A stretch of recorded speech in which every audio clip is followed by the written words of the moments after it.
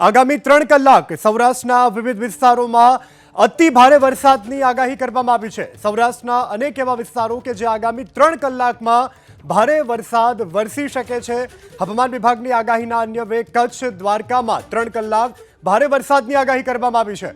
આ તરફ જામનગર અને પોરબંદરમાં પણ 3 કલાકમાં ભારે વરસાદની આગાહી કરવામાં આવી છે।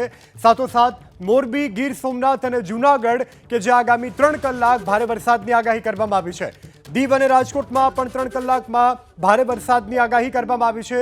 સુરેન્દ્રનગર, અમરેલી અને ભાવનગરમાં પણ વરસાદની આગાહી। એક તરફ હજુ પાણી નથી ઓસર્યા, પૂરની સ્થિતિ કાબૂમાં નથી આવી, ત્યાં ફરી આ મોટી આગાહી હવામાન વિભાગની આગામી 3 કલાક સૌરાષ્ટ્રમાં ભારે વરસાદની આગાહી। આ સાથે બોટાદ, અમદાવાદ, ગાંધીનગર અને મહેસાણા માટે પણ હવામાન વિભાગે આગામી 3 કલાક વરસાદની આગાહી કરી છે।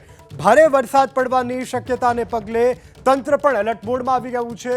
સૌરાષ્ટ્રના વિવિધ વિસ્તારો કે જ્યાં મેઘરાજા આગામી 3 કલાક મન મૂકી હજુ તોફાની બેટિંગ કરવાના છે। વરસાદી પાણી નથી ઓસર્યા, લોકોની હાલત કફોડી છે। આ પરિસ્થિતિની વચ્ચે પણ મેઘરાજા ફરી એક વખત પોતાની તોફાની બેટિંગ કરવાના છે। આગામી 3 કલાક રાજ્યના વિવિધ વિસ્તારો કે જેને મેઘરાજા પોતાના બાનમાં લઈ શકે છે। રાજકોટ, દીવમાં પણ વરસાદની આગાહી। આ સાથે સુરેન્દ્રનગર, અમરેલી, ભાવનગરમાં પણ વરસાદની આગાહી। તો સાથોસાથ બોટાદ, અમદાવાદ અને ગાંધીનગર, મહેસાણા માટે પણ આગામી 3 કલાક ભારે વરસાદની આગાહી કરવામાં આવી છે।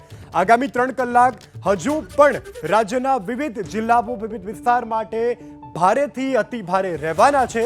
ત્યારે પાટણ, ખેડા અને આણંદ કે જ્યાં પણ મેઘરાજા આગામી 3 કલાક માટે પોતાનું રૌદ્ર સ્વરૂપ બતાવી શકે છે।